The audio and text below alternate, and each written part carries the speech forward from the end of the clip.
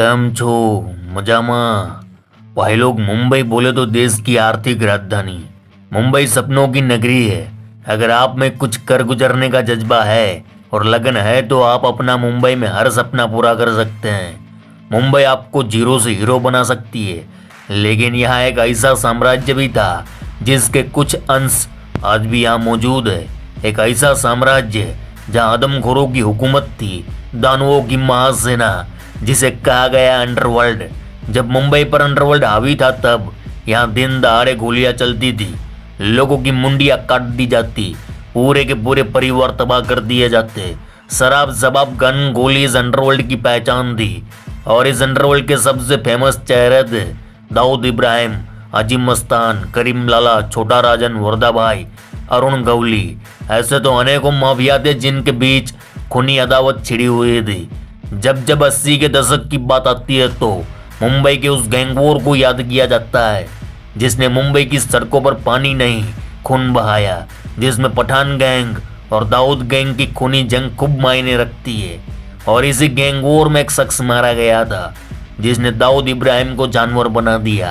वह मौत थी मुंबई के नामी गैंगस्टर और दाऊद के भाई साबिर इब्राहिम की।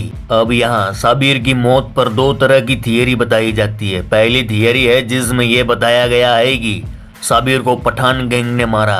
दूसरी थियरी ये कहती है कि साबिर को मारने में मुंबई के खूंखार गैंगस्टर मानिया सुरवे भी शामिल था। तो मामा, आज हकीकत से पर्दा उठाना है। हमें ये जानना है कि दाऊद के भाई को किसने मारा था। क्या उसकी मौत में मानिया सुरवे भी शामिल था या नहीं? आइए पूरे विस्तार से इस गुत्थी को सुलझाते हैं। 80 के दशक की बात है जब दाऊद के भाई साबिर को मौत के घाट उतार दिया गया। उससे कुछ दिन पहले एक मीटिंग हुई थी जो मुंबई के नामी माफिया हाजी मस्तान मिर्जा के यहाँ हुई थी। यह मीटिंग मुंबई अंडरवर्ल्ड में मौसी के नाम से मशहूर जिनाबाई दारूवाली की अगुवाई में हुई थी। इस मीटिंग में यह तय किया गया था कि पिछले कई अरसे से आपस में टकरा रहे दाऊद गैंग और पठान गैंग अब से मिल बांट कर काम करेंगे और एक दूसरे के इलाके में दखल नहीं देंगे, ना ही एक दूसरे के लोगों को टारगेट करेंगे। लेकिन मामा, इस मीटिंग के ठीक तीसरे दिन एक लफड़ा हो गया।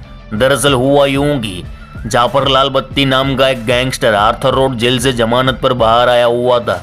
उसका झगड़ा हुआ दाऊद के बचपन के मित्र रज्जी से। दोनों के बीच बड़ी बहस हो गई। इधर रज्जी ने दाऊद से बात किया। दाऊद जाफर लाल बत्ती को अपने ऑफिस बुलाता है, उससे बात करने के लिए बुलाया था, लेकिन दाऊद और जाफर के बीच झगड़ा हो गया। आग बबूला दाऊद ने जाफर की पिटाई कर दी। यह वाकया हुआ था दाऊद के बोरीवली वाले ऑफिस पर। इधर पिटाई होने के बाद दाऊद से बदला लेने जाफर लाल बत्ती उतारू था। वह जा पहुंचा पठान गैंग के आलम जेब और अमीर जदा की दहलीज पर। 2 दिन उनके साथ रहा। 2 दिनों में जाफर ने दाऊद के खिलाफ इतने कान भरे कि आलम जेब और अमीर जादा दाऊद को सबक सिखाने तैयार हो गए। वहीं अब तक पूरे इलाके में करीम लाला की अगुवाई में पठान गैंग दबदबा बनाते आया था, जिसे अब दाऊद गैंग बार बार चुनौती दे रहा था। तो कुछ दिन पहले दोनों बिरादरी के बीच हुए राजीनामे से पठान गैंग के यंग छोकरे नाखुश थे, क्योंकि वह दाऊद गैंग को बीट करना चाहते थे। इधर जाफर लाल बत्ती ने खुद की पिटाई का बदला लेने पठान गैंग के अमीर जादा और आलम जेब के अंदर इतना गुस्सा भर दिया कि ये दोनों अब ठान लिए थे कि जहाँ भी दाऊद गैंग का कोई भी आदमी दिखेगा उसे मारना है बस। यानी ईगो और चापलूसी के चक्कर में कुछ दिन पहले कुरान पर हाथ रखकर जो कस्में खाई गई थी लड़ाई झगड़ा ना करने की, वो कस्में अब टूटने वाली थी। इधर ये लोग गुस्से में थे। इसी दौरान एक रात 10 बजे के आसपास एक एम्बेसडर कार मुंबई की सड़कों पर निकलती है। कार में 6 लोग सवार थे। एक था जाफर लाल बत्ती, आलम जेब, अमीर जादा और 3 और लोग थे। इन 3 लोगों को आगे जो भी होने वाला था उससे कोई लेना देना नहीं था, क्योंकि अमीर जादा की एम्बेसडर कार में ये लोग ऐसे ही घूमने निकले थे। एम्बेसडर कार हाजी अली के पास जूस पीने पहुंचती है। ये लोग वहां रुकते हैं, जूस पीते हैं, फिर वहां से निकल जाते हैं। घड़ी का काटा रात के कुछ 10:30 पर था। ये लोग जूस पीकर लौट रहे थे। उसी दौरान हाजी अली के कुछ ही दूरी पर एक लेप के पास जाफर की नज़र पड़ गई दाऊद के भाई साबिर की गाड़ी पर, क्योंकि उस जमाने में साबिर इब्राहिम सियाट गाड़ी रखता था, उसका अपना चलवा था रे। इधर साबिर के साथ उसकी गर्लफ्रेंड चित्रा भी थी, जो उसे घुमाने लेकर आया था। अब साबिर की गाड़ी स्टार्ट हुई, हाजी अली की तरफ रवाना हुई। पीछे पठान गैंग की एम्बेसडर कार जिसमें 6 लोग सवार थे। इधर साबिर की गाड़ी शिवाजी पार्क के पास एक पेट्रोल पंप पर आकर रुकी। इधर एम्बेसडर भी वहां आकर रुकती है। साबिर की गाड़ी को खड़ा देख आलमजेब, अमीरजादा और जाफर गाड़ी से उतरे और दौड़ने लगे। साबिर कुछ समझ पाता उससे पहले ताबड़तोड़ लोहे की रोड से साबिर की गाड़ी पर वार कर देते हैं। गाड़ी के सारे शीशे तोड़ दिए गए। साबिर को घसीट कर बाहर निकाला। इतने में डर की मारी उसकी गर्लफ्रेंड वहां से कल्टी मार ली। ये तीनों जाफर, आलमजेब और अमीरजादा खूब बुरी तरह साबिर की पिटाई करने लगते हैं, उस पर लात घूंसे बरसाते हैं। उस दिन अमीरजादा की एम्बेसडर कार में डबल बैरल की एक राइफल, एक गन थी। बताया जाता है कि इन लोगों ने साबिर को 5-6 गोली मारी। हालांकि गोलियां मारी या नहीं ये हम पक्का नहीं कह सकते, क्योंकि ये लोगों द्वारा बताई गई बातें जो आपको सुना रहे हैं। खैर, जब इन लोगों को लगा कि साबिर इब्राहिम मर चुका है, ये लोग तुरंत वहां से कल्टी मार लिए।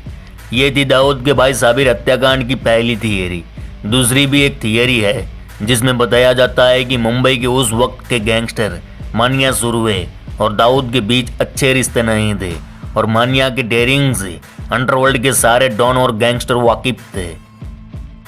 इसलिए दाऊद को कमजोर करने जब दाऊद के भाई साबिर को मारने का प्लान बना तो पठान गैंग ने मानिया सुरवे के साथ मांडवली की।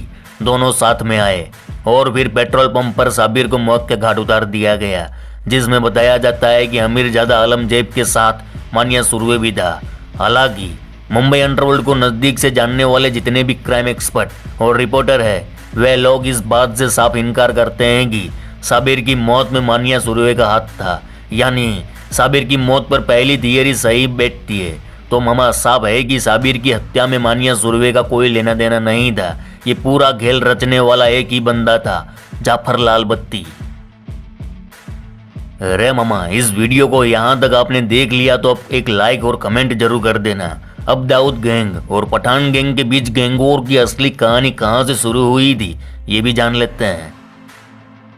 ये बात है उन दिनों की जब दाऊद का दबदबा इलाके में बढ़ रहा था। नए नए छोकरे उसकी गैंग में शामिल हो रहे थे, जिसकी बदौलत दाऊद गैंग का धंधा भी अपने आप में पैसों की खदान बन चुका था। उस वक्त दाऊद गैंग का जो धंधा था वह सोने की स्मगलिंग, इलेक्ट्रॉनिक सामान, कपड़े, जवेरात, जो भी चीज़ जो उस वक्त मुंबई के बंदरगाह पर इंपोर्ट एक्सपोर्ट होती, उन सारे चीज़ों की स्मगलिंग दाऊद गैंग कर रहा था। और उस समय दाऊद का भाई साबिर खासकर इब्राहिम सोने की स्मगलिंग का धंधा करता था। उस दौर में 2 और ग्रुप थे। एक था करीम लाला का गैंग जो पठान गैंग के नाम से मशहूर था, जबकि तीसरा ग्रुप था हाजी मस्तान का। इनमें से दाऊद गैंग के अलावा हाजी मस्तान का गैंग भी स्मगलिंग का धंधा करता था, जो दाऊद गैंग के पहले से ही इस धंधे में था। उधर पठान गैंग का धंधा अलग ही था। इस गैंग का मुख्य धंधा था शराब का, शराब बनाना और उसे बेचना। फिर जुआ और सट्टे का धंधा भी ये लोग करते थे। उस दौर में ये तीनों ग्रुप के लोग एक दूसरे के साथ खाना पीना बैठना, ऐसा माहौल था, इतना खून खराबा नहीं था। अब सवाल है कि इतना भाईचारा था तो दुश्मनी किस बात पर शुरू हुई। तो बताया जाता है कि दाऊद गैंग ने अपनी पेट जमानी शुरू कर दी थी। साथ साथ दाऊद गैंग अपने लोकल लोगों के लिए रॉबिन हुड बनता जा रहा था। इनमें जो साबिर इब्राहिम था वो एक सोशल व्यक्ति था जो अपने इलाके में मुस्लिम बिरादरी वाले लोगों की खूब मदद करता। हालांकि धंधा तो अपराधियों वाला ही करता था, लेकिन उसके मदद वाले कैरेक्टर की वजह से इलाके में रॉबिन हुड था। ये सब चल ही रहा था कि एक घटना हुई जिसने अंडरवर्ल्ड की असली मायनों में नींव रखी। दरअसल डोंगरी इलाके में एक पत्रकार था, नाम था इकबाल नातिक। ये बंदा है जो अक्सर पठान गैंग को एक्सपोज किया करता था। अब अपराधी प्रवृत्ति तो दाऊद और पठान गैंग दोनों ही करते थे, लेकिन इकबाल है जो सिर्फ पठान गैंग की आपराधिक प्रवृत्ति के बारे में बात करता था, जब दूसरी ओर दाऊद गैंग की आपराधिक प्रवृत्ति को रॉबिन हुड की तरह पेश करता था। वहीं इकबाल नातिक का दाऊद गैंग के साथ उठना बैठना था, ये चीज जो पठान गैंग को बहुत बुरी लगने लगी। इसी बीच इकबाल नातिक ने एक न्यूज छापी जिसमें बताया गया कि चावला गेस्ट हाउस में एक रेप हुआ है, और वह रेप पठान गैंग के अयूब लाला और बाटला ने किया। इधर न्यूज छपने के बाद पुलिस आई, दोनों को पकड़कर जेल में डाल दिया। ये दोनों जमानत पर बाहर आए और फिर अयूब लाला और बाटला ने मिलकर इकबाल नातिक का मर्डर कर दिया।